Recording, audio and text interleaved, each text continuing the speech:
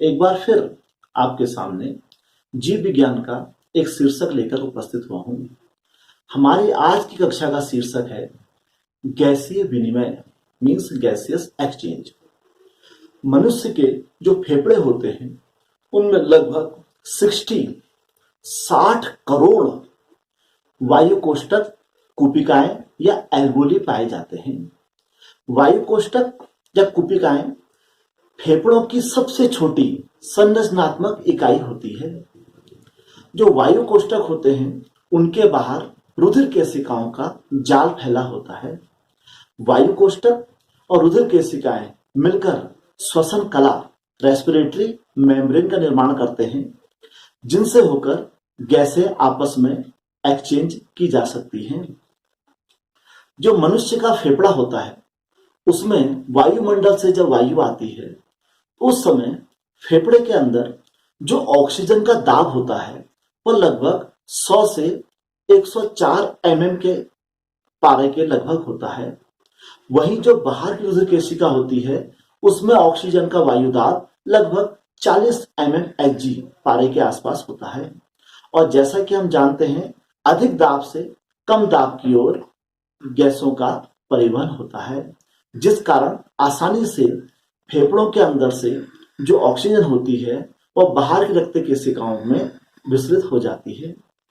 वहीं फेफड़ों के अंदर जो कार्बन डाइऑक्साइड का दाब होता है वह लगभग 40 mmHg के आसपास होता है, जबकि बाहर की रक्त केशिकाएं होती हैं उनमें CO2 का जो दाब होता है वह लगभग 45 से 46 mmHg के लगभग होता है, जिस कारण रुधिर केशिकाओं से CO2 आसानी से फेफड़ों तक आ जाती है। इसको हम चित्रों की सहायता से भी देख सकते हैं। दोस्तों, अगर आपको हमारी जीव विज्ञान की क्लासें पसंद आ रही हों तो कृपया ब्राइट फ्यूचर चैनल को सब्सक्राइब करें एवं सब्सक्राइब के बगल पर जो बेल आइकन बना हुआ है उसको जरूर दबाएं। इन फ्यूचर अगर कोई भी वीडियो अपलोड होता है तो उसका नोटिफिकेशन आपको मिल सके। वीडियो अगर पसंद आए तो कृपया अधिक से अधिक लाइक करें, शेयर करें एवं कमेंट्स बॉक्स में जाके कमेंट्स जरूर करें। धन्यवाद। यह हमने यहाँ पर एक वायु कोष्ठक का निर्माण किया है। इसके बाहर से यह रुधिर केशिका है। यह जो वायु कोष्ठक है इसके अंदर जो ऑक्सीजन का दाब होता है वह लगभग 100 से 104 mmHg के आसपास होता है, जबकि जो बाहर ब्लड कैपिलरीज है उसमें O2 का जो दाब होता है वह लगभग 40 mmHg के आसपास होता है। तो अधिक दाब से कम दाब की ओर ऑक्सीजन ऑटोमेटिक इन रुधिर केशिकाओं में आना शुरू हो जाती है। वहीं रुधिर केशिकाओं में जो CO2 का दाब होता है वह 45 से 46 mmHg के आसपास होता है, जबकि वायु कोष्ठक के अंदर जो CO2 का प्रेशर होता है वह लगभग 40 mmHg के आसपास होता है, जिस कारण आसानी से रक्त केशिकाओं से CO2 जो होती है वह फेफड़ों में चली जाती है। इसे गैसीय विनिमय कहा जाता है। जब रक्त में O2 चली गई, अब रक्त ऑक्सीजन का परिवहन किस रूप में करेगा या CO2 का परिवहन किस रूप में करेगा, अब हम उसकी चर्चा आगे करते हैं।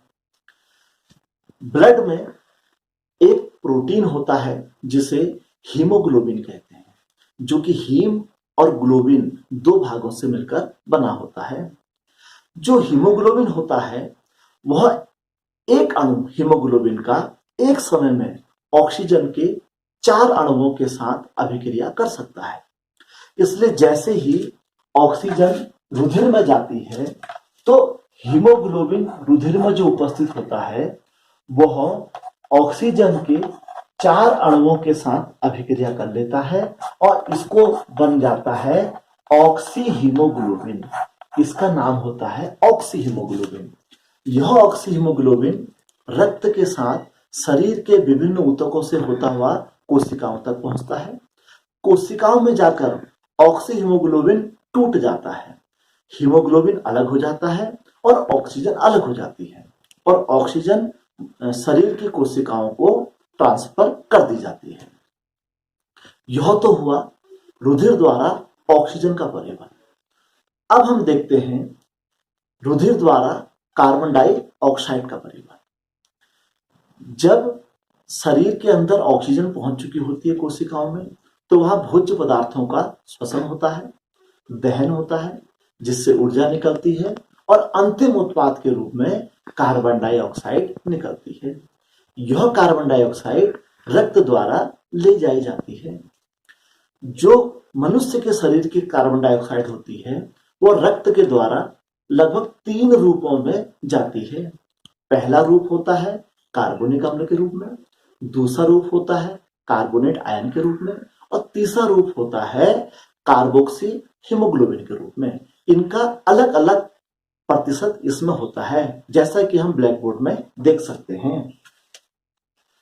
जो CO2 होती है वह लगभग 7% तो कार्बोनिक एसिड के रूप में रुधिर द्वारा ले जाई जाती है, और लगभग 70% यह कार्बोनेट आयन के रूप में ले जाई जाती है, और लगभग 23% यह CO2 कार्बोक्सी हीमोग्लोबिन यानी कि हीमोग्लोबिन के साथ बंधकर ले जाई जाती है।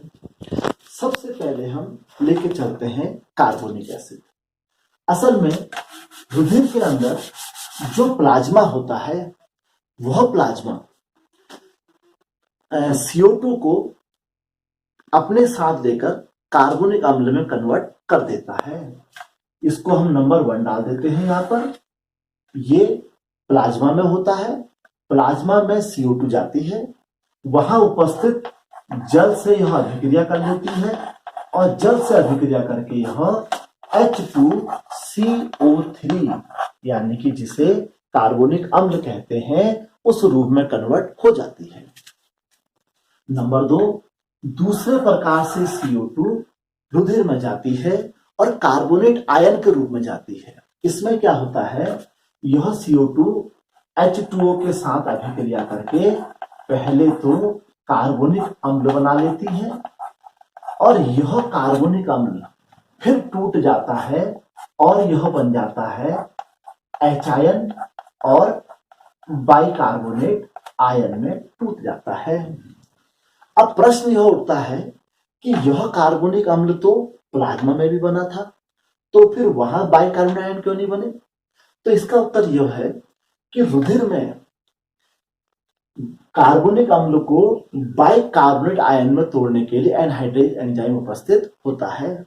वह एंजाइम प्लाज्मा में बहुत कम या नहीं होता है, इसलिए प्लाज्मा में कार्बोनिक अम्ल बनता है और रुधिर कणिकाओं में कार्बोनिक अम्ल के पश्चात बाइकार्बोनेट आयन बन जाते हैं।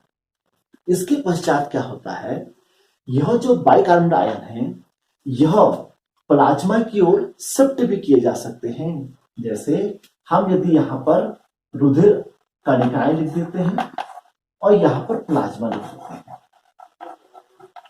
तो रुधिर कणिकाओं से जो कार्बोनेट आयन होते हैं वह प्लाज्मा की ओर शिफ्ट किए जा सकते हैं, क्योंकि प्लाज्मा में बाइकार्बोनेट आयन बहुत कम बनते हैं।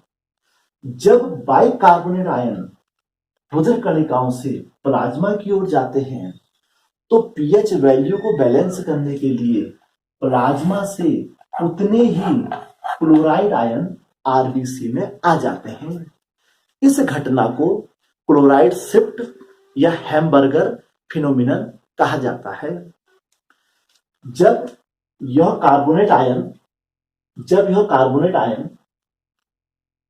प्लाज्मा में भी पहुंच गए और आरबीसी में भी पहुंच गए, अब वहां जाकर ये कार्बोनेट आयन क्रमशः सोडियम व पोटेशियम आयनों से अभिक्रिया कर लेते हैं। प्लाज्मा में जो कार्बोनेट आयन होते हैं वह सोडियम आयन के साथ अभिक्रिया करके सोडियम बाइकार्बोनेट का निर्माण कर लेते हैं, जिसे NaHCO3 कहा जाता है। वही रुधिर कणिकाओं में कार्बोनेट आयन पोटेशियम आयन के साथ अभिक्रिया कर लेते हैं और इसको पोटेशियम बाइकार्बोनेट कहा जाता है। इस प्रकार जो बाइकार्बोनेट आयन होते हैं वो प्लाज्मा में जाके सोडियम बाइकार्बोनेट बन जाते हैं और रुधिर कणिकाओं में जाके पोटेशियम बाइकार्बोनेट का निर्माण कर लेते हैं। अब हम चलते हैं तीसरे में। तीसरे वाले में हम देखते हैं कि जो कार्बन डाइऑक्साइड होती है वह हीमोग्लोबिन के साथ अभिक्रिया कर लेती है और बना लेती है कार्बोक्सी हीमोग्लोबिन। इस प्रकार हम देखते हैं कि जो रुधिर की कार्बन डाइऑक्साइड होती है वह 3 रूपों में फेफड़े तक पहुंच जाती है। अब हम इसके आगे चलते हैं। हम अभी तक यह देख चुके हैं कि जो CO2 है वह एक तो कार्बोनिक अम्ल के रूप में फेफड़ों के बाहर रक्त में आ चुकी है। ये कार्बोनिक अम्ल फेफड़ों में जाके तुरंत H2O और CO2 में कन्वर्ट हो जाता है। यह CO2 फेफड़ों में मुक्त कर दी जाती है और जो कि बाहर वातावरण में छोड़ दी जाती है। दूसरे रूप में CO2 किस फॉर्म में आई थी? सोडियम बाइकार्बोनेट के रूप में और पोटेशियम बाइकार्बोनेट के रूप में आई थी। ये दोनों के दोनों अम्लीय माध्यम में टूट जाते हैं जिससे Na2CO3 plus H2O plus CO2 बनता है। ये CO2 फेफड़ों में मुक्त कर दी जाती है। इसी प्रकार यहाँ K2CO3 plus H2O plus CO2 बनती है और यह CO2 भी फेफड़ों में मुक्त कर दी जाती है। तीसरा जो कार्बोक्सी हीमोग्लोबिन बना था वह फेफड़ों में जाके हीमोग्लोबिन प्लस CO2 में बदल जाता है और वो CO2 जो होती है फेफड़ों में छोड़ दी जाती है।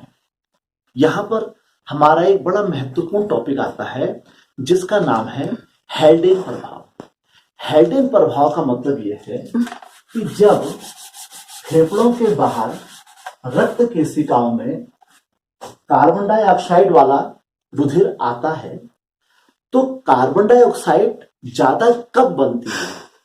फेफड़ों में उस समय ऑक्सीजन ऑक्सी हीमोग्लोबिन के रूप में होती है और ऑक्सी हीमोग्लोबिन जो है वह अम्लीय माध्यम बनाता है।